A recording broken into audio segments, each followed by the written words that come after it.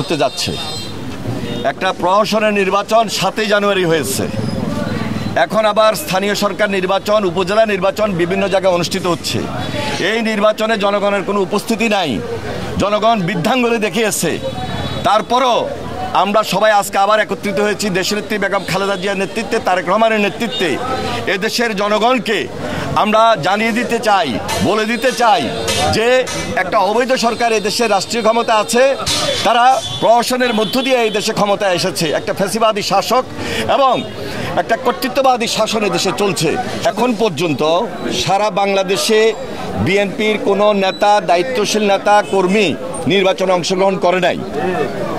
নির্বাচনে যদি বিএনপির নামে কেউ নির্বাচন করে তাহলে এই দায়িত্ব আমরা গ্রহণ করব না, এবং পার্টি যদি দেখে যে বিএনপির ফৌজদারি, তাকে আমরা দল থেকে অব্যাহতি দিয়েছি, বহিষ্কার করেছি। তারা আমাদের দলের কেউ না। আমরা ইতিমধ্যে সবাইকে জানান দিয়েছি, জনগণের কাছে যাচ্ছি। আগামী 28 তারিখে এবং 21 তারিখে যে নির্বাচন অনুষ্ঠিত হবে সেই নির্বাচনে আমরা কেউ অংশগ্রহণ করছি না এবং করব না। আপনারাও কেউ দয়া করে কেন্দ্রে যাবেন না।